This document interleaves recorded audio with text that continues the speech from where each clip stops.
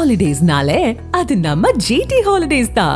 GT Holidays, South India's #1 travel brand. You know you are special when you're with GT Holidays. உங்கள் தொகுதி வேட்பாளரை பற்றி தெரிந்து கொள்ள வேண்டுமா? உடனே உரிமை செயலியை தரவிறக்கம் செய்யுங்கள். கல்வி முதல் சொத்து விவரம் வரை அனைத்தும் ஒரே இடத்தில். சிந்தித்து வாக்களிப்போம், மாற்றத்தை உருவாக்குவோம். முன்னணி market எக்ஸ்பர்ட்ஸுடன் enrich money investor awareness conclave April 25. டிக்கெட்டை இன்றே புக் செய்யுங்கள். வணக்கம் அன்பு நண்பர்களே, மீண்டும் உங்களை சந்திப்பதில் மிகுந்த மகிழ்ச்சி. இன்றைய நேரகாண நிகழ்ச்சி நம்மிடையே பாஜகவுடைய மூத்த தலைவர், தமிழ்நாட்டில் தேசிய ஜனநாயக கூட்டணி சார்பாக மதுரை தெற்குல போட்டியிடக்கூடிய பேராசிரியர் ராம சீனிவாசன் இருக்கிறார். அவனை கேட்பது இருக்கிறேன், கேட்கலாம். வணக்கம் சார். வணக்கம், எப்படி இருக்கீங்க? நல்லா இருக்கேன், இறைவனுக்கு Madurai. Thank you very much sir. நம்ம ஊர் சார், சந்திரி சாக்கில் அடிக்கிறாள், தள்ளி விட்டுறாதீங்க. தமிழ்நாடு முழுக்க பாஜக அந்த அதிமுக தேசிய ஜனநாயக கூட்டணி வெற்றி வாய்ப்பு நல்லா இருக்குன்னு சொல்லுவீங்க. என்னுடைய கேள்வி வந்து ஹவு கான்பிடன்ட் யூ ஆர், எவ்வளவுக்கான வாய்ப்பு இருக்கு? நம்ம வந்து எல்லாரும் சொல்றதுக்குமான விஷயங்களா இல்லாம ஒரு டீப் ரூட்டா நீங்க களத்தை பார்த்த பிறகு இருக்கக்கூடிய விஷயம். இப்ப ஏன் தொகுதியை பத்தி மட்டும் கேக்குறீங்களா? அது அடுத்து நான் வரப்போறேன். நான் வந்து இப்ப தமிழ்நாடு முழுக்க உங்களுக்கு வரக்கூடிய தகவல், நீங்க எல்லாம் டெய்லி நாள் பாக்குறீங்க, என்னை பாத்தீங்க, இன்னும் நிறைய தலைவர்கள் பாத்தீங்க. அந்த ஹவு இஸ் த இன்புட்? தொகுதி முழுக்க தமிழ்நாடு முழுக்க சொல்றதா இப்ப 2019 தான் டிஎம்கே அலையன்ஸ் வந்து பீக்குக்கு போச்சு. In terms of vote share பீக்குக்கு போச்சு. 2021 அது குறைஞ்சது, 24 குறைஞ்சது, உள்ளாட்சி தேர்தலே குறைய ஆரம்பிச்சது. அப்ப அதே அலையன்ஸ், அதே திமுக கூட்டணி அப்படியே இருக்கு.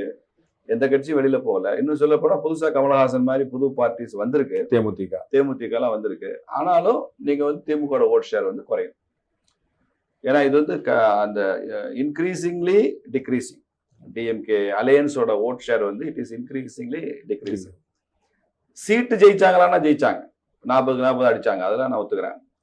ஒண்ணு. ரெண்டாவது, இந்த சைடு பாத்தீங்கன்னா ஏடிஎம்கேல அந்த டிடிவி, ஓபிஎஸ் இவங்களுடைய ஸ்பிளிட் அது வந்து 2021 சரி, 24 சரி, 24 ஏடிஎம்கே பிஜேபியுமே கூட்டணி இல்லை. அப்ப இந்த மாதிரி we were divided, our enemy won. Now we are united, he can be defeated. இதான் சிம்பிள் லாஜிக். இது வந்து கேட்கறதுக்கு சரியா தான் இருக்குது, லாஜிக்கலா தான், நீங்க சொன்ன லாஜிக்கலா தான் இருக்கு. ப்ராக்டிகலா அப்படி இருக்கா அப்படின்னு நீங்க சொன்ன போல சீட் ஷேரிங்ல வந்து நம்ம பாத்தீங்கன்னா ஓவராலா ஓட் ஷேர் வந்து குறைஞ்சிருக்கு. சீட்ல வந்து ரொம்ப கான்பிடண்டா நம்ம வந்து ஓவராலா 21 நீங்க வந்து அலைன்ஸோட சேர்த்து நீங்க 75 தான் எடுக்க முடிஞ்சது. அப்ப வேற அவங்க வந்து 153 கிட்ட வரைக்கும், 159 அவங்க எடுத்திருந்தாங்க, 133 தனியாவே எடுத்திருந்தாங்க. ஸோ அந்த டிஃபரன்ஸ் வந்து ஹியூஜா இல்லையா? நீங்க வந்து ஒரு 75 எங்க இருக்கு, 150 எங்க இருக்கு அப்படிங்கிற டிஃபரன்ஸ். பெர்சன்டேஜ் ஆஃப் ஓட்ஸ் வர வர கீழே இறங்க இறங்க சீட்ஸ், இந்த நம்பர் ஆஃப் சீட்ஸ்ல வந்து பெரிய டிஃபரன்ஸ் தெரியும். இப்ப நீங்க கேரளா அரசியல் தான் இதுக்கு ஒரு டிபிக்கல் எக்ஸாம்பிள். ஓவர்வெல்மிங்கா காங்கிரஸ் ஜெயிக்கும், இல்ல ஓவர்வெல்மிங்கா சிபிஎம் ஜெயிக்கும். ஆனா டிஃபரன்ஸ் பாத்தீங்கன்னா 1%, 1.5%. அந்த 1% ஸ்விங்க பெரிய ஆட்சி மாற்றம், அதிக எண்ணிக்கையில இடங்கள் அப்படி கொண்டு போய் 2011 2016 அப்படிதான் இருந்துச்சு. 3%, 4% அந்த மாதிரி. இந்த தடவை அதை விட குறைஞ்சு ஸ்விங் இருக்கும்னு நினைக்கிறேன். But it will favour NDA.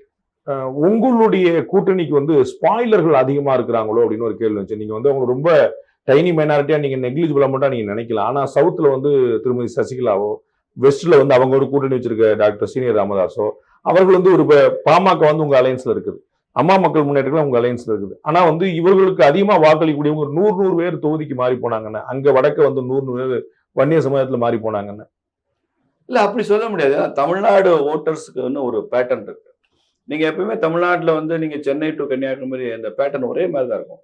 சில இடங்கள் அந்த வாக்கு வித்தியாசம் தான் டிஃபர் ஆகுமே தவிர, அவன் போட்டா டிஎம்கேக்கு போடுவான், அடுத்த எலெக்ஷன்ல ஏடிஎம்கேக்கு போடுவான். அந்த ஆட்சியில உட்கார்ற மாதிரி கம்ஃபர்டபுள் மெஜாரிட்டி கொடுக்கறதுன்றது, எக்ஸப்ட் அந்த 2001 2006 வந்து கருணாநிதி கவர்மெண்ட் மைனாரிட்டி கவர்மெண்ட், அதை தவிர நீங்க வந்து அந்த பேட்டர்ன் வந்து ஒரே மாதிரி இருக்கும். வெளியூர் பயணமா ரிசர்வேஷன் கிடைக்கலையா, படிக்கட்டு ஏறி இறங்க ரொம்ப சிரமமா இருக்கா, டிராப் டாக்ஸி புக் பண்ணுங்க. ஒரு வழி கட்டணம் மட்டுமே. டிராப் டாக்ஸி, எங்கும் எப்போதும். அப்புறம் சசிகலா, ராமதாஸ் எல்லாம் they are non-significant players, non-serious players. அவங்க வந்து எம்எல்ஏ சீட் அடிப்பாங்கன்னு யாரும் நினைக்கல. ஆனா வந்து அவங்க they can be a spoiler இல்லையா? நீங்க நினைக்கணும் 100 ஓட்டு ஒவ்வொரு தொகுதிக்கு கழிச்சாங்கன்னு. வாய்ப்பு இல்லை. இந்த எலெக்ஷன் ரிசல்ட் அதை காமிக்கும். இப்போ சசிகலா வந்து எப்படி கேண்டிடேட் போட்டிருக்காங்கன்னா, எங்க எல்லாம் ஏடிஎம்கேல அல்லது பிஜேபியில நயினார் அண்ணன் மாதிரி ஒரு சீனியர் லீடர்ஸ் அவங்க எல்லாம் ஜெயிக்க வாய்ப்பு இருக்கோ அந்த தொகுதியில கேண்டிடேட் போட்டிருக்காங்க. அந்த ஓட்டை உடைக்கிறது தான். அதனால அவங்க வந்து ஷீ இஸ் ஆன்டி டிஎம்கேயோட பி டீம் மாதிரி தான் செயல்படுறாங்க. பட் அந்த இதுவரைக்கும் உள்ள கலை நிறவ திருமங்கலத்திலேயோ திருப்பூர், நான் மதுரையை பொறுத்தவரை சொல்றேன், ஈவன் இன் சாத்தூர் சசிகலா வந்து நான் சீரியஸ் பிளேயரா தான் இருக்கு அந்த கட்சி, பெருசா பாதிப்பு வராது. ஓவராலா ஒரு கட்சி சார், ஒரு ஜாதிக்கான கட்சின்னு எப்ப அது ஐடென்டிஃபை ஆகுதோ அந்த கட்சியை க்ளோஸ்.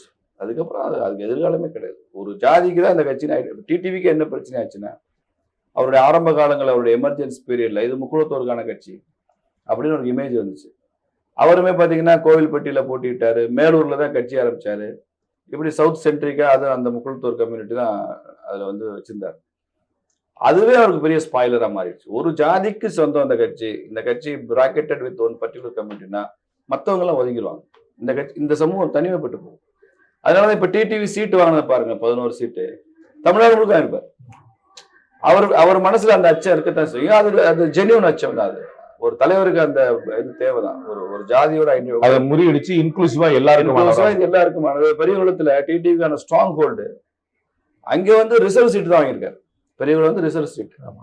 அப்ப அவர் வந்து ஒரு பேன் தமிழ்நாடு லீடரா தன்னை காமிச்சுக்கணும், இன்க்ளூசிவா காமிச்சுக்கணும், எல்லா சமூகங்களும் இருக்கிற மாதிரி காமிச்சுக்கணும் ஒரு விஷயம். அதுதான் ஏடிஎம்கே டிஎம்கே பிஜேபிக்கு எல்லாம் பலம். அதான் பலம். ஃபார்வர்ட் பிளாக் ஏன் தேவர் காலத்துல அவ்வளவு பாப்புலர் அந்த பார்ட்டி ஏன் அப்படியே டெக்ளைன் ஆச்சு அப்படின்னா, நாளாக தேவர் இருந்தாரு, அப்புறம் பிகே முகே தேவர் இருந்தாரு, அதுக்கப்புறமா அது முக்குளத்தோர் கட்சின்னு ஆயிடுச்சு. அப்போ நாளாக அது வந்து அப்படியே போயிடும். முதல்ல ஆரம்பத்தில் அது எப்படி ஆரம்பிக்கணும், அது எல்லாருக்கும் இல்லை, ஒரு ஜாதிக்குன்னு ஆரம்பிக்கும். கொஞ்ச நாள் கழிச்சு அந்த ஜாதியை அந்த கட்சியை கைவிட்டுரும். இல்ல இந்த கட்சியை அந்த ஜாதியினுடைய நலன்களுக்காக ஒன்றும் செய்யாது. அந்த மாதிரி ஒரு நிலைமை வந்து திரு எடப்பாடி பழனிசாமியோட பிரச்சாரத்தை நீங்க எப்படி பாக்குறீங்க? அது வந்து ரொம்ப பர்சனலைஸ்டா போயிருச்சு அப்படின்லாம் ஒரு கடுமையான விமர்சனத்தை வச்சாங்க. அக்ரெசிவா ஆல் 234 கான்ஸ்டியூன்சியை வந்து ஒரு நாளைக்கு 3 நாள் விடாம பண்றாரு. உங்களுக்கு வந்து எவ்வளவு ஃப்ரூட்ஃபுல்லா இருந்துச்சு சவுத்துல அவருடைய பிரச்சாரம்? நீங்க சவுத்துல இப்பதான் ஒரு 12th அன்னைக்கு அவருடைய கேம்பெயின் இருந்தது, நல்ல கூட்டம் இருந்தது. அவருமே கிட்டத்தட்ட ஒரு 45 மினிட்ஸ் ரொம்ப எக்ஸ்டென்சிவா எல்லா இஷ்யூஸும் தொட்டு பேசினாரு. எனக்கு ரொம்ப ஒரு விஷயம், ஒரு கோயின்சிடென்ஸ், ரொம்ப ஆச்சரியம். அவர் வர்றதுக்கு முன்னால கான்ஸ்டிடுவன்சிக்குள்ள நான் போய் என்னவெல்லாம் பேசணும் அதெல்லாம் அவர் பேசினார். எனக்கு ரொம்ப ஆச்சரியம். ஒரு நகைச்சுவை ஒரு உதாரணம் சொல்றேன். சுந்தர்சி எங்க வீட்டுக்கு வந்தாரு. அவரு இந்த கீ ஓட்டர் சந்திக்காரு, ஒரு மரியாதை வந்து பார்க்க வந்தாரு. நான் அவர் வாசல்ல வரவேற்றுட்டு, நீங்க தப்பா நினைக்காட்டி நான் ஒரு ஜோக் சொல்லவா, அதை நீங்க கிரியேட் பண்ண ஜோக் தான், அதை நீங்க தப்பா நினைக்காட்டி சொல்றேன் அப்படின்னு சொல்லி எங்க ஏரியாவுக்கு வந்து சொல்றா. என்னங்க ப்ரொஃபசர் என்ன ஜோக்குன்னாரு. கடைசியா வீட்டுக்கே வந்துட்டியா அப்படின்னு சொன்ன. இந்த ஜோக்கை அதுக்கப்புறம் ஒரு வாரம் கழிச்சு எடப்பாடியார் மீட்டிங்ல பேசினார். வடிவேலு சுந்தர்சி ஜோக்குன்னு சொல்லி மீட்டிங்ல பேசினார். ஏதோ ஒரு இன்ட்ரெஸ்டிங் கோயின்சிடென்ஸ் தான். இது எடுபட்டுச்சா? அவருடைய பிரச்சாரத்தை நீங்க பார்க்கும்போது ஒரு கேண்டிடேட்டா எடப்பாடியாருக்கு வந்து ஒரு பேசவோ, ஒரு கருணாநிதி மாதிரி வர்ணனைகளோட பேச அதெல்லாம் இல்ல. பட் அவர் எடுத்து பேசுற கண்டென்ட் இருக்கு பாருங்க, அது வந்து ரொம்ப வேல்யூபிள் கண்டென்ட், ரிச் கண்டென்ட். அவர் பேசுறது எல்லாமே ரிச் கண்டென்ட். அதுல பர்சனல் அபியூஸ் எதுவுமே இல்ல, ஹிட்டிங் பிலோ தி பெல்ட் இல்ல. அது வந்து திரு உதயநிதி அந்த மாதிரி விமர்சனம் பண்றாருன்னு ஒரே அல்லோலம் அந்த மாதிரி. அதெல்லாம் இந்த அளவு கூட அரசியல் இல்லை. என்ன பண்ண ஒரு பக்கம் காரசாரமா அங்கிட்ட சீமான் மாதிரி, விஜய் மாதிரி, மோடி அங்கிள், ஸ்டாலின் அங்கிள்ங்கிறாரு, நரேந்திர தாமோதர் மோடி அப்படின்னு மோடிக்கு சவால் விட்டு பேசுறப்போ எடப்பாடியார் மாதிரி தலைவரோடு இவ்வளவு கூட பேசுறேன்னா அப்புறம் சுவாரஸ்யம் இருக்காது. மதுரை தெற்கு தொகுதியின் பாஜக வேட்பாளர் பேராசிரியர் ராமஸ்ரீனிவாசன் அவர்களுக்கு தாமரை சின்னத்தில் வாக்களித்து வெற்றி பெற செய்யுமாறு அன்போடு கேட்டுக்கொள்கிறோம். ரொம்ப ஆச்சரியமா திரு அண்ணாமலை வந்து பறந்து பிரச்சாரம் பண்றாரு. அவர் இருக்காரா, வருவாரா, போவாரா, அதிருப்தியில் இருக்காரு, சீட்டு கொடுக்கல, சண்டை போறாரு, தனி கட்சி ஆரம்பிக்க போறாருங்கிற வரைக்கும் சொன்னாங்க. தமிழ்நாட்டுல சூறாவளி பிரச்சாரம். அது எல்லாமே மீடியாவோட ஸ்பெகுலேஷன். அவர் தனியா போகணும்னு நினைச்சாங்க. பிஜேபி இதனால அண்ணாமலையை வச்சு பிஜேபி ஸ்பிளிட் ஆகும்னு நினைச்சாங்க. பட் பிஜேபி மாதிரி ஒரு கேடர் பேஸ்டு பார்ட்டில அந்த மாதிரி நடக்காது. அண்ணாமலை ஒரு தொகுதியில எலெக்ஷன் நின்று இருந்தாருன்னா ஒரு தொகுதியில ஒரு கேண்டிடேட். இப்ப 27 தொகுதியில ஒரு கேண்டிடேட் ஆயிட்டாரா? இன் ஆல் 27 கான்ஸ்டிடுவன்சிஸ் அவர் கேண்டிடேட். அப்படி நினைச்சுதான் பிரச்சாரம் பண்றாரு. அவருடைய பிரச்சாரம் வேல்யூ ஆட் பண்ணுதுன்னு நினைக்கிறீங்க? மதுரையில வந்து அவருக்கு அன்பார்ச்சுனேட்லி அவருக்கு தனியா எக்ஸ்க்ளூசிவா பண்ண முடியல. ஏன்னா நேஷனல் பிரசிடென்ட் இருந்ததுனால 2 பேரும் கம்பைன்டு கேம்பெயினா இருந்தது. தனியா அவர் பண்ற இடங்கள்ல இட்ஸ் வெரி எஃபெக்டிவ். விஜய் யாருடைய ஓட்டை பிரிப்பாருன்னு பாக்குறீங்க? வந்து பெரிய ஒரு ஸ்பாயிலர் அல்லது கிங் மேக்கர் அப்படின்னு சொல்றாங்க. பேன் தமிழ்நாடு வந்து டாக் ஆஃப் தமிழ்நாடா அவர் தான் இருக்காரு, டாக் ஆஃப் இந்தியாவா அவர் இருக்கிறாரு. அவர் எவ்வளவு வாங்க போறாருங்கிறதா எல்லாருடைய கேள்வி இருக்கு. அவர் எவ்வளவு வாங்கிட்டு போறாரு, ஆனா அது எவ்வளவு தூரம் தாக்கத்தை ஏற்படுத்துன்னு ஒரு கேள்வி இருக்குல்ல? நிச்சயமா தாக்கத்தை ஏற்படுத்தும். ஆனா நீங்க விஜய் மட்டும் ஒரு தனியான பினாமினாவா நீங்க பாத்தீங்கன்னா கஷ்டம்தான்.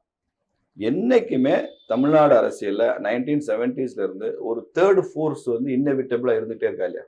ஆனா வந்து இவர் அளவுக்கான ப்ரெடிக்ஷன் வந்து இது வரைக்கும் வேற யாருமே வாங்கல. நீங்க வந்து மூப்பனார் இருந்திருக்கிறாரு, பிஜேபி ஒரு கட்டத்துல இருந்திருக்கு, பாமக இருந்திருக்கு, மதிமுக இருந்திருக்கு, விஜயகாந்த் இருக்கிறாரு, சீமான் இருந்திருக்காரு. அது மாதிரி தேர்ட் ஃபோர்ஸா மக்கள் நல கூட்டணி இருந்திருக்கு.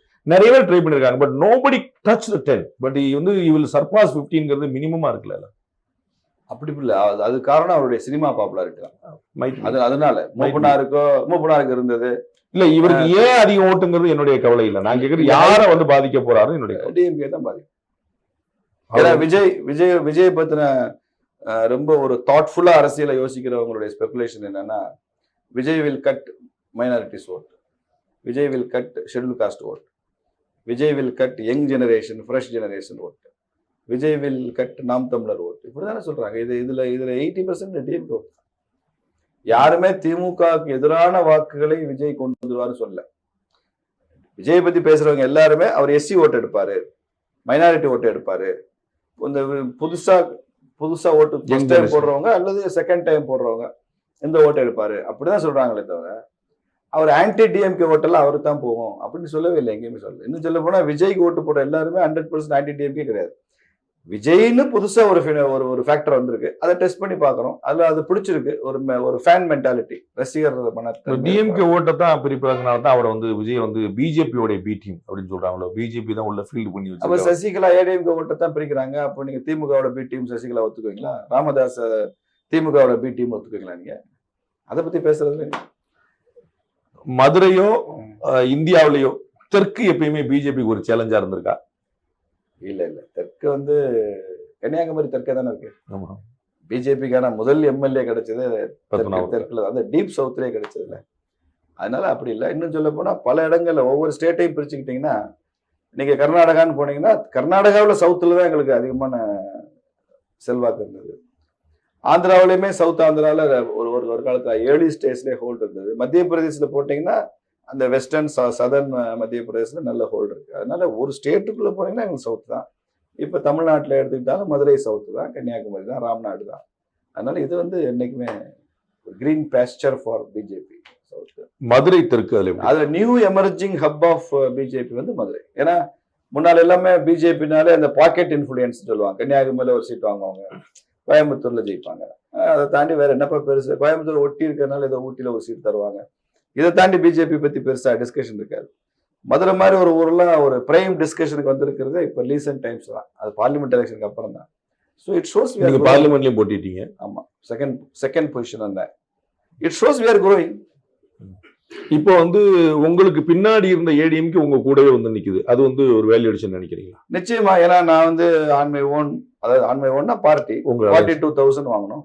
சிபிஎம் வெங்கடேசன் 45,000 ஓட்டு வாங்கினார் அந்த சவுத் செக்மெண்ட்ல. அதே செக்மெண்ட்ல ஏடிஎம்கே காட் 26,000. அப்ப இப்பயே 23,000 ஓட்டு எட்ஜ் இருக்கு.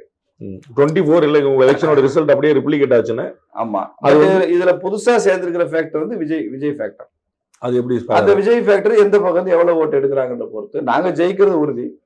அது எங்க இருந்து எவ்வளவு எடுக்கிறாங்க, எவ்வளவு ஓட்டு வித்தியாசம், எவ்வளவு வித்தியாசம்ன்றதை விஜய் தீர்மானிப்பார். மே 4 பிறகு மதுரை தெற்கில் வெற்றி பெறுவோம் என்பதை பிஜேபி அதிமுக தீர்மானிக்கும். எவ்வளவு வித்தியாசத்தில் வெற்றி பெறுகிறோம் என்பதை விஜய் தீர்மானிக்கும். சோ எம்எல்ஏ பேராசிரியர்கிட்ட வந்து மே 4 பிறகு போயிட்டு கேட்கலாம். நிச்சயமா கேட்கலாம். என் மனைவிட்டே அப்படிதான் சொல்லியிருக்கேன். மே 4 வந்து எங்களுக்கு வெட்டிங் டே. ஆஹா, அன்னைக்கு தேங்க்யூ. அதான் சொல்லிக்கிறேன், சும்மா சாதாரணம் எடுக்காது. காலையில வீட்டை விட்டு கிளம்புறப்பதான் வீட்டுக்காரன்னு சொல்லணும். சாயங்காலம் வரும்போது எம்எல்ஏ அவரு ஜாக்கிரதையாரு அவ்வளவு கான்பிடன்டா நீங்க இருக்கிறீங்க. அந்த 24 வந்து ரிப்ளிகேட் ஆகல. விஜய் ஃபேக்டர் ஒண்ணுதான் கேள்வி. அந்த விஜய் ஃபேக்டரும் எவ்வளவு டிஃபரன்ஸ் கொடுக்குது அப்படிங்கறதான் கேள்வி. பட் வெற்றில ஒண்ணு. இதே மதுரை சவுத்துல 2021ல சர்ப்ரைசிங்லி கமலஹாசன் 10,000 ஓட்டு வாங்கிருக்காரு. மதுரை சவுத் மாதிரி ஒரு சின்ன கான்ஸ்டிட்யூன்சில 10,000 ஓட்டுன்றது இட்ஸ் a big ஓட்டு. பட் இன்னைக்கு 2026ல where is the Kamal factor? ஆனா உதயசூரியன் சின்னமும் தாமரையும் போட்டிறதுக்கும் தாமரையும் கதிரவால் சுத்திரவால் சின்னம் போட்டிருக்கும் ஒரு வித்தியாசம் இருக்குல்ல. நீங்க வந்து பார்லிமெண்ட்ல நீங்களே ஃபேஸ் பண்ணது ஆஸ் ஏ கேண்டிடேட்டா ஃபேஸ் பண்ணது உதயசூரியன் சின்னத்துல. வேற இப்ப மதுரை தெற்குல நீங்க வந்து அசம்பிளில ஃபேஸ் பண்ண போறது உதயசூரியனை. சோ டிஎம்கே அலைன்ஸ் உடைய சிம்பலை வந்து நீங்க இன்னும் பெட்டரா டேக்கிள் பண்ண முடியும். உதயசூரியனே நிக்கும் போது அவங்க வந்து இல்ல உதயசூரியன் தான் வேணும்னு மதிமுக முடிவுன்னு கேண்டிடேட் மதிமுக, ஆனா வந்து சிம்பல் திமுக. அது இந்த முடிவுல அது வந்து சேலஞ்சா இல்லையா? அப்படி இல்லை. நான் வந்துங்க இந்த எலெக்ஷன் சிம்பிளை பத்தி பேசுறப்ப அந்த சிம்பிளை வந்து லாஸ்ட் ஃபேக்டரா தான் நான் விட்டேன். உதயசூரியன் பார்த்து ரெட்டலை பார்த்து தேடி போறவங்க இல்லைன்னு நினைக்கிறீங்களா? அது மக்கள் தேர் எஜுகேட்டட். இப்போ கடைசி நேரத்துல ஓபிஎஸ்க்கு ஏதோ பணமர சின்னம் கொடுத்தாங்க ராம்நாட்ல இல்லையா, பலாப்பழம் பலாப்பழ சின்னம் கொடுத்தாங்க. ஓபிஎஸ் ஓ பன்னீர்செல்வம்ன்ற பேர்லயே ஒரு 4-5 கேண்டிடேட் வரை போட்டாங்க. இவர் அந்த இவிஎம் மிஷின்லயே இவர் வந்து செகண்டோ தேர்டோ மிஷின்ல தான் இவர் பேரே சுயேட்சையா இருந்ததுனால அப்படி இருந்து he got second. ஆமா. பிஜேபி போட்டியிட்ட பொன் ராதாகிருஷ்ணன், நயினார் நாகேந்திரன், ராம சீனிவாசனும் செகண்ட், பலாப்பழமும் செகண்ட், சமீபத்தில் வந்த குக்கரும் செகண்ட். அப்போ மக்கள் எங்கேயுமே அந்த பார்ஷியல் இது பண்ணவே இல்லை. அவனுக்கு அந்த பிரச்சனையே தெரியல. அவனுக்கு கரெக்டா தான் அந்த ஆர்டர் படி கரெக்டா போயிருக்கேன். இல்ல ரெட்டலை வெர்சஸ் உதயசூரியன் அப்படிங்கிற ஒரு காம்படிஷனுக்கும் உதயசூரியன் வெர்சஸ் அதர்ஸ் அப்படிங்கிறதுக்கும் ஒரு சேலஞ்ச் அது இல்ல. அந்த ஏர்லி ஃபேஸ் ஆஃப் எலெக்ஷன் இருக்கு பாருங்க, அந்த ஃபர்ஸ்ட் ஃபேஸ்ல அது ஒரு சேலஞ்ச் மாதிரி தெரியும். போக போக போக அது லாஸ்ட் டேல 2-3 டேஸ்ல யாருக்கு என்ன சின்னம்னு நல்லாவே தெரிஞ்சிருது. இஃப் ஐம் நாட் ராங், உங்க தொகுதியில வந்து இவிஎம்ல வந்து உங்க பேர் தான் முன்னாடி நினைக்கிறேன். ஆல் இந்தியா பார்ட்டிங்கனால உங்களுக்கு பின்னாடி தான் உதயசூரியன் சின்னமே நினைக்கிறேன், ஸ்டேட் பார்ட்டி அப்படின்னா. இஃப் ஐம் நாட் ராங், அப்படிதான் கேள்விப்பட்டீங்களா? பூமிநாதன் திரும்ப போட்டிடுறது உங்களுக்கு வந்து அட்வான்டேஜா இருக்கா? சில என்ன சிட்டிங் எம்எல்ஏ, அவருக்கு ஆன்டி கமென்சி இருக்கலாம், குட்வில்லும் சேர்ந்திருக்கலாம், ரெண்டுமே அங்க இருக்க முடியும். அது வந்து எது பூமிநாதன் பொறுத்த வரைக்கும் தனிப்பட்ட முறையில ஐ ரெஸ்பெக்ட். நல்ல மனுஷன் தான், ஒரு ஜென்டில்மேன் தான். அப்படிதான் ஆரம்பிப்பீங்க, ஹார்ம்லெஸ். அப்படி ஆரம்பிச்சா அப்புறம் குறை சொல்ற உரிமை வந்து நல்ல முதல்ல பாண்டிய நான் பாராட்டிட்டேன்னா அதுக்கப்புறம் எவ்வளவு திட்டாலும் பாண்டிய சிரிச்சுக்கிட்டே கேட்டு எடுத்தோட திட்டினாதான் பாண்டிய கோச்சுப்பாரு. அதனால நல்ல மனுஷன் தான், ஹார்ம்லெஸ். நீங்க அவரை பொறுத்தவரைக்கும் யாரையும் தொந்தரவு பண்ண மாட்டார். இப்ப ஒரு அரசியல்வாதி ஒருத்தர் தொந்தரவு பண்ணலனாலே அது பெரிய விர்ச்சு ஆயிடுச்சு. But useless, voiceless. மாமன்ற கூட்டம் நடக்குது, அவரு கீழே 14 வார்டு இருக்கு அந்த தொகுதியில. எந்த வார்டுல எந்த பிரச்சனையும் தெரியல. இவர் வந்து மாநகராட்சி கூட்டத்துல போய் கலந்துக்கிறாரு, எம்எல்ஏ கலந்துக்கிறாரு. கலந்துட்டா இவர் சொல்ற எதுவும் அங்க கேட்கற மாதிரி இல்லை. அங்க போற டிஎம்கேட காட்டு தர்பார் தான் நடக்கும். இவர் கோச்சுக்கிட்டு நான் எம்எல்ஏ பதவி ராஜினாமா பண்ணிடுவேன் அப்படின்னு சொல்லிட்டு வெளில வர்றாரு. அப்புறம் எல்லாம் சமாதானம் பண்ணி எல்லாம் உட்கார வச்சாங்க. எம்எல்ஏ பதவி ராஜினாமா பண்ணுன்னு சொன்னவர் மறுபடியும் எம்எல்ஏ ஆகணுன்றதுக்காக இப்ப கண்டெஸ்ட் பண்றாரு. அது ஒரு இஷ்யூ ஆகுது, தொகுதி முழுக்க இஷ்யூ ஓடிட்டு இருக்கு. பூமி நான் ராஜினாமா பண்ணணும்னு சொன்னாரு, மறுநாள் பேப்பர்ல ஃபிளாஷ் ஆச்சு. அதனால அவரால் எதுவும் செய்ய முடியாது. அவருக்கு அந்த விஷன் இல்லை. ஏதோ கல்யாணம் காது ஒத்து போக வர. அப்புறம் மாநகராட்சிக்குன்னே ஒரு இயற்கையிலே இந்த 14 வார்டுல டெவலப்மெண்ட் ஆக்டிவிட்டிஸ் நடக்கும்ல. ஒரு இடத்துல வாட்டர் டேங்க் கட்டுவாங்க, ஒரு இடத்துல ரோடு போடுவாங்க, ஒரு இடத்துல ஒரு கழிப்பறை கட்டுவாங்க, நடத்துவாங்க, கழிப்பறை கட்டுவாங்க. இதெல்லாம் அவருடைய சாதனை பட்டியலில் போட்டு நான் இதெல்லாம் பண்ணேன்னு சொல்லிட்டு இருக்காரு. லோக்கல் பாடி சொல்ல வேண்டியது அவர் சொல்லிட்டு இருக்காரு. அதை தாண்டி ஒண்ணுமே அவருடைய இது இல்லை. இல்ல நீங்க முதல் வார்த்தையா சொன்ன இந்த ஒரு அட்வான்டேஜா மாறாது, ஹார்ம்லெஸ் அப்படிங்கறத சொல்றீங்க. அது வந்து நல்ல மனுஷன் இந்த பஞ்சாயத்துக்கு போக மாட்டாங்க. நம்ம வந்து எம்எல்ஏக்களோ மந்திரிகளோ அடி தேடி போறாங்க, பஞ்சாயத்து பண்றாங்க, லேண்ட் கிராபிங் பண்றாங்க மாதிரியான ஒரு கம்ப்ளைண்ட் இருக்கும்போது இல்ல உங்களுக்கு ஒரு ஆல்டர்னேட் வந்து பிஜேபி மாதிரி ஒரு வைப்ரண்ட் பார்ட்டி வரும்போது நீங்க வந்து ஹார்ம்லெஸ் கேண்டிடேட்டும் ஹார்ம்ஃபுல் கேண்டிடேட்டும் நிக்கிறப்பதான் நீங்க சொல்றது அட்வான்டேஜா மாறும். ஒரு ஹார்ம்லெஸ் கேண்டிடேட்டும் யூஸ்ஃபுல் கேண்டிடேட்டும் வரும்போது they will prefer for useful அப்படிதான் செலக்ட் பண்ணுவாங்க. உங்களை வந்து நார்மலா வந்து மீடியாவும் சரி, உலகமும் சரி, அந்த ஓட்டர் பேஸும் சரி வந்து ஒரு ராஜ்யசபா மெட்டீரியல், ஒரு எலிட் படிச்ச ஒரு பேராசிரியர், நல்லா பேசுவார், தன்மையா பேசுவார். அவர் அங்க நீங்க களத்துல வந்து எப்பயுமே மலுக்கு எங்க போட்டாலும் நான் வந்திருப்பீங்க. மதுரையில பார்லிமெண்ட்டுக்கு போட்டாலும் நிற்பேன், சவுத்துக்கு போட்டாலும் நிற்பேன். அந்த கிரவுண்டுக்கான லீடரா நீங்க உங்களை ரெடி பண்ணிருக்கீங்களா? அதனால தானே பார்லிமெண்ட்ல செகண்ட் பிளேஸ் வந்தேன். கிரவுண்டுக்கான லீடரா நான் இல்லாம எனக்கு எப்படி 2 லட்சம் ஓட்டு கிடைக்கும்? 24% ஓட்டு வாங்கியிருக்கேன். Pushing ADMK to 3rd position.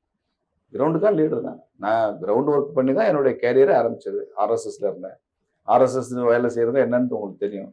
கீழே போய் வீடு வீடாவும் வீதி வீதியாக வேலை செய்யறது தான் ஆர்எஸ்எஸ் ஸ்டைல். அப்படி வேலை செஞ்சா வளர்ந்துருக்கேன் நான். அதனால எனக்கு கிரவுண்ட் ஒர்க்ன்றதுலாம் 40 வருஷமா ஆர்எஸ்எஸ்ல இருந்ததுலேருந்து எனக்கு பழக்கம் தான். இங்கேயுமே அந்த ஆர்கனைசேஷன் இன்சார்ஜா, அந்த ஜோனல் இன்சார்ஜா ரொம்ப வருஷம் மதுரை பகுதியில் இருந்திருக்கேன். இந்த ஏரியாவோட டிஸ்ட்ரிக்ட்ஸ் எல்லாமே எனக்கு நல்லாவே தெரியும். எனக்கு நீங்க பூமிநாதனை எதிர்கொள்றதை விட ஒரு மூர்த்தியவோ பிடிஆரையோ எதிர்கொள்றதா இன்னும் உங்களுக்கு வந்து குற்றச்சாட்டு சொல்லி எதிரால காலி பண்றதுக்கு ஒரு கவுண்டர் அட்டாக் பண்றதுக்கு ஈஸியா இருந்திருக்குமோ? இருந்திருக்கலாம். கட்சி அப்படி முடிவு பண்ண இல்லையா? மதுரை சவுத்துல நாங்க 42,000 ஓட்டு வாங்கி பெர்ஃபார்மன்ஸ் ரொம்ப காமிச்சதுனால அலையன்ஸ் சீட் ஷேரிங்ல சவுத்துன்னு வந்துருச்சு எங்களுக்கு. நம்ம ஸ்டாலின் வந்து தன்னுடைய சொத்து விவரத்தை காட்டும் போது தமிழக முதலமைச்சர் வந்து எனக்கு ஒரு கார் கூட இல்லை அப்படின்னு சொல்லியிருக்காரு. உங்களுக்கு கார் இருக்கா? நாங்க பிஜேபியில இருந்து அவருக்கு ஒரு கார் வாங்கி தரலாம்னு நினைக்கிறோம். அவர் தான் முதலமைச்சருக்கு கார் கூட இல்லைன்னா எவ்வளவு கஷ்டப்படுறாரு. எல்லாமே கம்பெனி ஆக்ட்ல, கம்பெனி ப்ராப்பர்ட்டியா, வீடே கூட கம்பெனி பேர்ல ரெஜிஸ்டர் பண்ணி வச்சுன்னா சொந்த வீடு இல்லைன்னு தான் ஆகும். கார் கம்பெனி பேர்ல நீங்க கார் வாங்கினீங்கன்னா அது சொந்த கார் இல்லைன்னு தான் ஆகும். அங்கே வேலை செய்யற ஸ்டாஃபுக்கெல்லாம் கம்பெனி சம்பளம் கொடுத்தா இவர் யாருக்கும் சம்பளம் கொடுக்கலன்னு தான் ஆகும். இதெல்லாம் என்ன sir mockery of democracy. Last 2 questions. உங்களுக்கான சேலஞ்சா நீங்க இங்க என்ன பாக்குறீங்க? இது வந்து எனக்கு இது வந்து ஒரு பிரேக் பண்ண வேண்டிய விஷயமா நான் பாக்குறேன். பார்லிமெண்ட் எலெக்ஷன் வந்து மேக்ரோ லெவல் ஒர்க்கு. அதுல வந்து மக்களுமே பெருசா பார்க்கல. கேண்டிடேட் இமேஜ், டெல்லியில யார் சிஎம், அதை வச்சு பிரைம் மினிஸ்டர், அதை வச்சு முடிவு பண்றாங்க. ஓரளவு அசம்பிளின்னு வரும்போது இன்னும் கொஞ்சம் மைக்ரோ லெவல், லோக்கல் பாடி தான் ரொம்ப டீப்பஸ்ட் மைக்ரோ லெவலா இருக்கும். கேண்டிடேட்டுக்கும் ஒரு வெயிட்டேஜ் மைக்ரோ லெவல். அப்போ இங்க இப்போ வந்து நம்ம ஒவ்வொரு மக்களையும் க்ளோஸா போய் பார்க்குறோம், அவங்க பிரச்சனைகளை புரிஞ்சுக்கிறோம், பேசுறோம். யாரு என்ன, இவங்களுக்கு என்ன உறவு, 2 கம்யூனிட்டிஸ்க்கு என்ன உறவு, 2 இண்டஸ்ட்ரிகள்ல என்ன உறவு, கஸ்டமர் அந்த ஓனர்ஷிப், அந்த ரிலேஷன்ஷிப் எப்படி இருக்கு, அதுல என்னென்ன இஷ்யூஸ் இருக்கு, இதெல்லாம் புரிஞ்சுக்கிறதுக்கு வந்து நமக்கு ஒரு 15-20 நாள் அவகாசம் பத்தாது. டீப்பா ஒரு கான்ஸ்டிட்யூன்சியை ஸ்டடி பண்ணணும்னா காம்ப்ரிஹென்சிவா இந்த ஜாதி இவ்வளவு இருக்கு, இந்த ஜாதி இவ்வளவு இருக்கு, ஓட்டர்ஸ் ப்ரொஃபைல வந்து ரொம்ப ஈஸியா கத்துக்கலாம் 2 நாள் போதும். இல்ல அதுதான் என்னோட அதையும் தாண்டி உங்களுடைய ஜாதி இந்த இடத்துல எப்படி பார்க்கப்படுது? ஏன்னா வந்து அதுவும் ஒரு ரோல் பிளே பண்ணுது. ஒவ்வொரு இடத்துலயுமே அது எந்த கேஸ்ட்னு பார்த்துட்டு கொங்கு மண்டலம் எப்படி, தெற்கண்ணை எப்படி, வடக்கண்ணை எப்படின்னு ஒரு ரோல் பிளே பண்றது. இங்க வந்து மதுரை தெற்குல வந்து அப்படி ஒரு ரோல் இருக்கா? அப்படிலாம் இல்ல. இப்ப ஜெயலலிதா சிஎம்மா இருக்கிறப்போ தமிழ்நாடு முழுக்க நீங்க பல இடங்கள்ல எனக்கு முன்னுதாரணம் சொல்ல முடியும். அந்த தொகுதியில ரொம்ப மைக்ரோஸ்கோபிக் மைனாரிட்டி அவங்க கேண்டிடேட்டா போட்டுலாம் ஜெயிச்சிருக்காங்க. இன்னும் சொல்ல போனா திருச்சி மாதிரி ஒரு ஆர்த்தடாக்ஸ் சிட்டில தலித் எழில்மலைன்னு ஒரு கேண்டிடேட்டை போட்டு, பொது தொகுதியில எஸ்சி கேண்டிடேட்டை போட்டு எம்பியா ஜெயிச்சுல அனுப்பிச்சிருக்காங்க. இப்போ அந்த மாதிரி நிறைய உதாரணங்கள் இருக்கு. இப்போ சிதம்பரமே சிவகங்கையில ஒன்றும் மெஜாரிட்டி கம்யூனிட்டி இல்லை, நகரத்தார் சிக்னிபிகண்டா ரெஸ்பெக்டபிள் கம்யூனிட்டி தான். நியூமெரிக்கல் ஸ்ட்ரென்த் எல்லாம் அங்க ஒன்றும் பெருசு கிடையாது. நீங்க கனிமொழி வந்து நாடார், நீங்க அவங்க நாடார் கணக்குல சேர்ப்பீங்களா? அவங்க தூத்துக்குள்ள எப்படி ஜெயிச்சாங்க? அவங்க வந்து இசை வேளாளர் சமுதாயத்தை சார்ந்தவங்க தானே, மைனாரிட்டி கம்யூனிட்டி. அங்கே ரொம்ப பெரிய எண்ணிக்கையில் அங்கே கிடையாது. இன்னைக்கு தஞ்சாவூர்ல வந்து எம்எல்ஏ கேண்டிடேட்டா நிற்கிறார் ஒருத்தர், சன் ராமனான் ஒருத்தர், அவரும் அந்த மைனாரிட்டி கம்யூனிட்டி சார்ந்தவர். அதனால மைனாரிட்டிஸை எப்படி பாக்குறாங்க தமிழ்நாட்டுலன்னா கேஸ்ட் நியூட்ரல்னு பாக்குறாங்க. இப்போ மதுரை தெற்க பொறுத்த வரைக்கும் Boominathan belongs to one particular community, Rama Srinivasan belongs to caste neutral community. No community, caste neutral. No கம்யூனிட்டின்னு சொல்ல மாட்டேன், எனக்கு ஒரு எல்லாருமே ஒரு ஜாதி இருக்குமே. காஸ்ட் நியூட்ரல் எல்லாரும் அக்செப்ட் பண்ணிக்குவாங்க. Caste neutral. ஜெயலலிதா என்ன caste neutral chief minister, Karunanidhi caste neutral, even Stalin acceptable. தமிழ்நாட்டில் அதுதான் மரபு. காஸ்ட் நியூட்ரலா ஒருத்தர் எமர்ஜ் ஆனா அவனுக்கு மற்ற ஒரு பொலிட்டீஷியனா இருக்கிறதுக்கான மற்ற குவாலிஃபிகேஷன்ஸ் இருந்தா மக்கள் அக்செப்ட் பண்ணிக்கிறாங்கன்றதான் தமிழ்நாடோட ஸ்டைல். மதுரை அது அவதான் கருணாநிதி எம்ஜிஆர் எல்லாம் பெரிய மேக்ரோ லெவல்ல செஞ்சாங்க. நான் அதை கான்ஸ்டிட்யூன்சி லெவல்ல மைக்ரோ லெவல்ல பார்த்தேன். I will prove it. Madurai தெற்கு தொகுதி மக்கள் பேராசிரியர் ராமசீனிவாசனுக்கு ஏன் ஓட்டு போடணும்? Because I love Madurai, they love me. Madurai நலன்கள்ல ரொம்ப அக்கறையா இருக்கேன். 30 வருஷத்துக்கு மேல நான் இந்த மதுரையில குடியிருக்கிறேன். எனக்கு சொந்த ஊரே மதுரை மாவட்டம் தான். பக்கத்துல 40 கிலோமீட்டர்ல டீ கல்லுப்பட்டி. மதுரை வளரணுன்றதுக்காக நான் வந்து சுதேசி விழிப்புணர்வு இயக்கத்துல இருந்த காலத்துல இருந்தே மதுரையினுடைய வளர்ச்சிக்காக நிறைய சிம்போசியம், செமினார்ஸ், இது எப்படி எல்லாம் டெவலப் பண்ணலான்னு சொல்லி நம்ம ஆடிட்டர் குருமூர்த்தி மாதிரி இருக்கிறவங்க, துக்ளக் காஸ்ட் ஐயா குருமூர்த்தி மாதிரி உள்ளவங்க, கருமுத்து கண்ணன், சிஐஏ ஃபிக்கி மாதிரி ஆட்களை வச்சு அந்த காலத்துல அப்புறம் அரசியலுக்கு வரணும்னு கூட தெரியாது.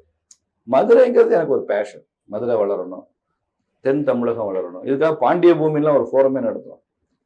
ஏன்னா நீங்க ஹிஸ்டாரிக்கலி தமிழ்நாடு எவ்வளவு சிறப்பு வாய்ந்த மாநிலமோ அதுல தென் தமிழகம் தான் கூடுதலான கான்ட்ரிபியூஷன் வந்து கொடுத்துருக்கு. குறைவில்லாத கான்ட்ரிபியூஷன். ஃப்ரீடம் மூவ்மெண்ட்னா it originated from south. All celebrated freedom fighters எல்லாம் ஃப்ரம் சவுத் தானே இல்லையா? அது குறிப்பா அந்த ஈஸ்ட் இந்தியன் கம்பெனி எடுத்து ஃபைட் பண்ண எல்லாமே தமிழ்நாட்டில் வேற எங்கேயுமே ஈஸ்ட் இந்தியன் கம்பெனி எடுத்து ஃபைட்டே இல்லை. Only in the south. அது கட்டபொம்மனோ, மருது பிரதர்ஸோ, வஉசி வரைக்கும் வஉசி வரும்போது பிரிட்டிஷ் கவர்மெண்ட் வந்துருச்சு. பாரதியார்லாம் பிரிட்டிஷ் கவர்மெண்ட்.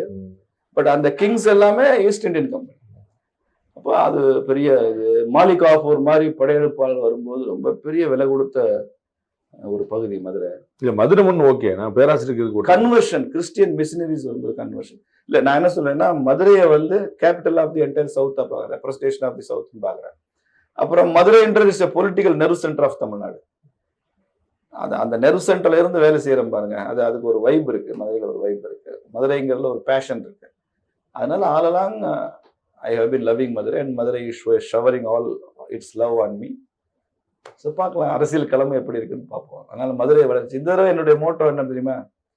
மதுரை வளரணும், தாமரை மலரணும். இதுதான் மோட்டோ ஆஃப் மை இது. என்னுடைய நேரேட்டிவே டெவலப்மெண்ட்டை நோக்கி தான் கொண்டு வரேன். மதுரைக்கு மெட்ரோ ரயில் வரணும், பட்னவிஸ் சொன்னார்ல, மெட்ரோ ரயில் வரணும்.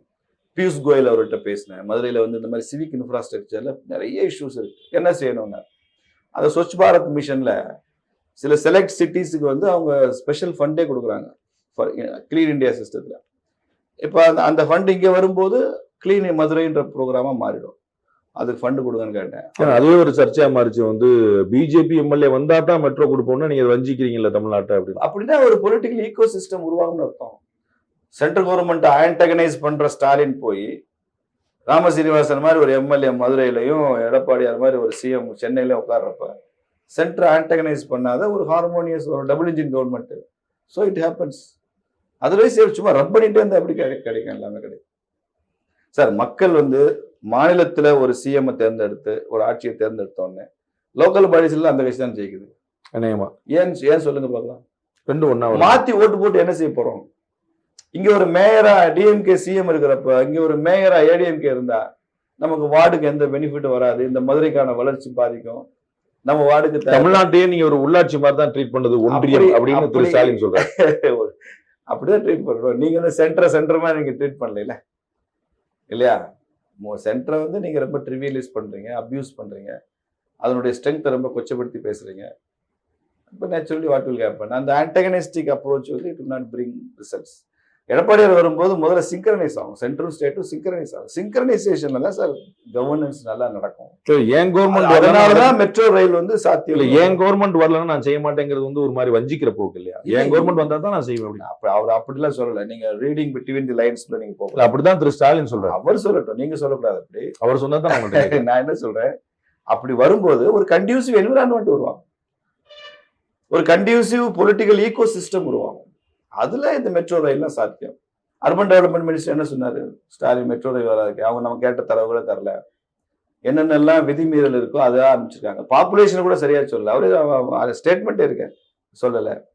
அப்புறம் மதுரை மெட்ரோல எவ்வளவு பேர் கம்யூட்டர்ஸ் எவ்ரிடே போவாங்கன்னா சென்னை மெட்ரோவோட கூடுதல் நம்பர் காமிச்சிருக்காங்க மதுரை மெட்ரோல. இதுக்கு கொரி போட்டு இந்த கொரிக்கெல்லாம் அட்டன் பண்ணி பதில் சொல்லுங்க நாங்க கேட்டப்போ எந்த கொரிக்குமே ரிப்ளை வரல. அப்புறம் எப்படி தர முடியும் தானே கேட்டாரு. இப்போ எடப்பாடியார் கவர்மெண்ட் வந்தா அது வராதுல்ல. மதுரை எய்ம்ஸுக்கு அப்படிதான் நிறைய பிரச்சனை இருந்துச்சு. அந்த nearest railway station, nearest airport, இதுல எல்லாம் நிறைய டேட்டா எரர் பண்ணியிருந்தாங்க ஆஃபீஸர்ஸ். நான் தலையிட்டு ஆர்டிஐல கேட்டு, அதுக்கப்புறம் அப்போ ஹெல்த் செக்ரட்டரியா ஃபார்ச்சுனேட்லி ராதாகிருஷ்ணன் ஐஏஎஸ் தான் இருந்தார், நல்ல மனிதர். அவர் வரைக்கும் அதை எடுத்துட்டு போய் நீங்க ஓட்டு கேட்டு போகும்போது யாரும் கேட்கலையா எய்ம்ஸ் எங்க சார் இருக்கு? எய்ம்ஸ் எங்க இருக்குன்னு ஒரு வீடியோ போட்டு திமுக வாயில அடைச்சிட்டு இப்ப டிஎம்கே எய்ம்ஸ் பத்தி பேச சொல்லுங்க. அங்க என்ன பிரம்மாண்டமா வந்துட்டு இருக்கு. நீங்க உங்க ஊர் ஸ்ரீவில்லிபுத்தூர் போறப்ப உங்க வழிதானே பாத்துட்டு 25 lakh ஸ்கொயர் ஃபீட் 12 லட்சம் ஸ்கொயர் ஃபீட் முடிஞ்சிருச்சு, ஆல்மோஸ்ட் ஃபினிஷ்ட். அநேகமா 2-3 monthsலயே ஓப்பனிங் இருக்கும். First phase of the AIIMS. Second phase next இயர்ல முடிஞ்சிடும். ரொம்ப நன்றி பேராசிரியர். உங்களுடைய நேரம், உங்களுடைய நல்ல நோக்கம் நிறைய வாழ்த்துக்கள்.